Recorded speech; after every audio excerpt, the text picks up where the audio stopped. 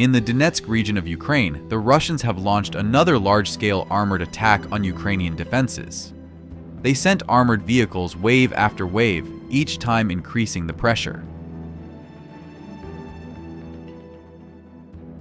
But the Russians did not know that at this very location, the Ukrainians had concentrated enough resources to destroy all the Russian armored vehicles. Therefore, the more pressure the Russians applied by sending dozens of tanks and armored vehicles into battle, the greater their losses became. Very quickly, the battlefield turned into a hell for the Russians. They did not expect such resistance and were clearly unprepared for it.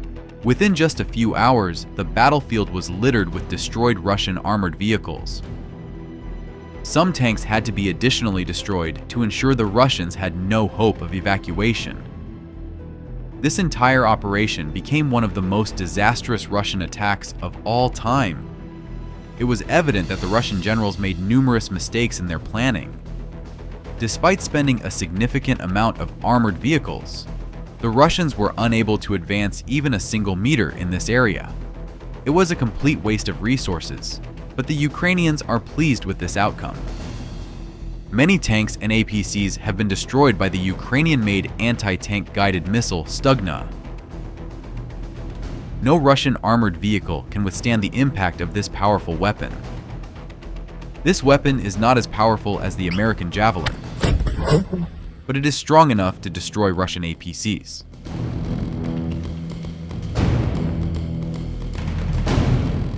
Before the armored vehicles could even finish burning, the Russians sent new ones to the same location.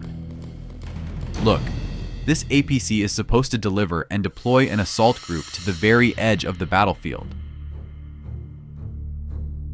They skillfully maneuver under Ukrainian artillery fire, bypassing previously destroyed armored vehicles, but at some point, they hit a mine.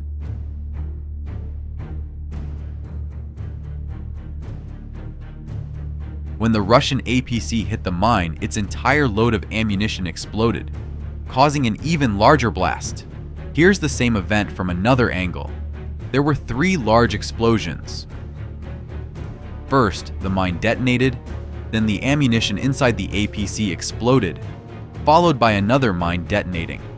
As you can imagine, neither the crew nor the assault group were able to reach their intended destination.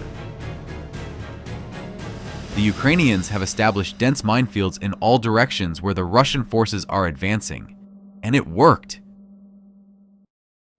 Look at this case.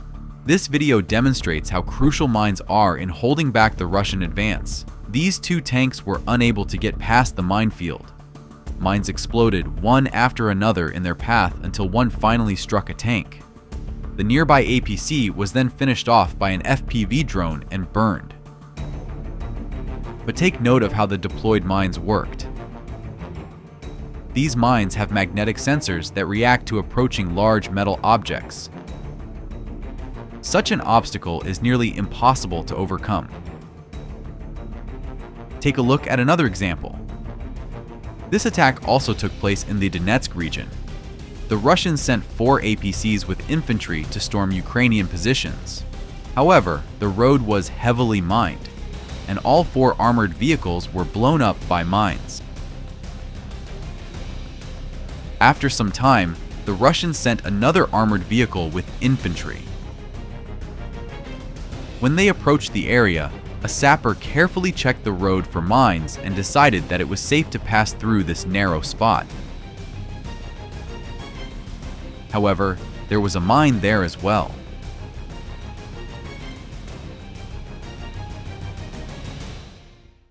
This Russian tank easily withstood the hit from an FPV drone.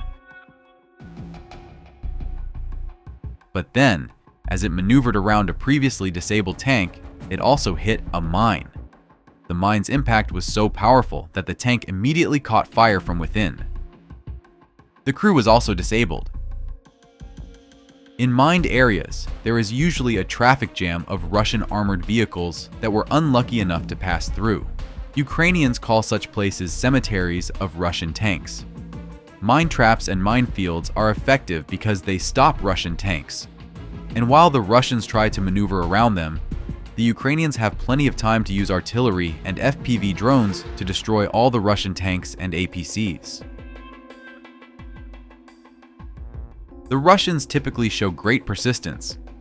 Even if they fail to achieve their objective, they will continue sending waves of tanks and armored vehicles, disregarding the losses. Such an attack can often last for weeks. Eventually, after incurring massive losses, they might advance 1 or 2 kilometers and capture Ukrainian positions. However, it is unclear how long the Russians can sustain this kind of warfare. Indeed, no matter how many tanks the Russians have, eventually they will run out. Already, Russians are losing more tanks than they are producing. That's why Putin desperately needs a ceasefire to replenish resources for a new attack on Ukraine.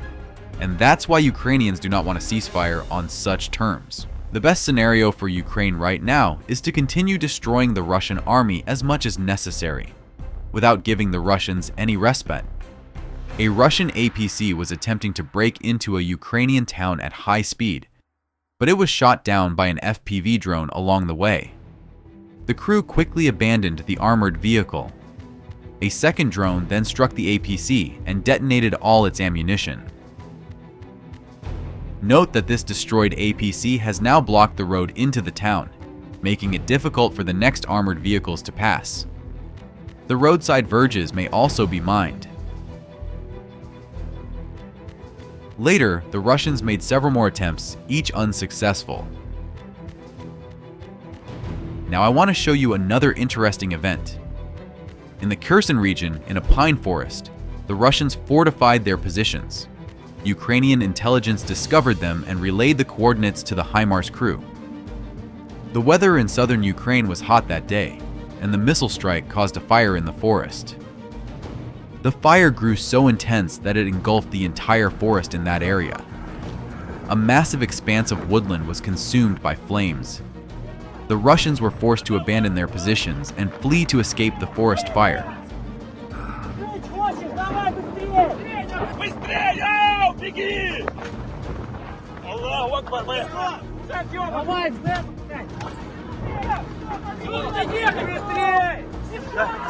It's interesting that Russian commanders ordered their soldiers not to leave their positions under any circumstances, yet many still fled. However, not everyone managed to escape the fire, as many fell into traps. That day, the fire took away several kilometers of territory from the Russians. Due to the fire, the Russian front line shifted significantly, and they lost a lot of military equipment. Thanks to the windy weather, the fire reached the nearest village and began burning Russian positions even there. This is exactly the case when nature itself is fighting on Ukraine's side. Currently, you're seeing footage of a recent Russian advance attempt. A drone is tracking the convoy and adjusting artillery fire. Look, they're even using cluster munitions. Ukrainian FPV kamikaze drones are finishing off the intact vehicles. Among the ruined buildings, a tank was discovered. The FPV drone hovered over it, and taking aim, it delivered a strike that caused a powerful explosion. The tank's turret was torn off. Perhaps its tank was fully fueled. Look! Behind it, a long fiery trail of leaking fuel has formed. This tank was detected near Avdiivka. It was about to take a firing position, but the drone sent to destroy it prevented it from doing so. Just take a look. It turned into a fiery ball.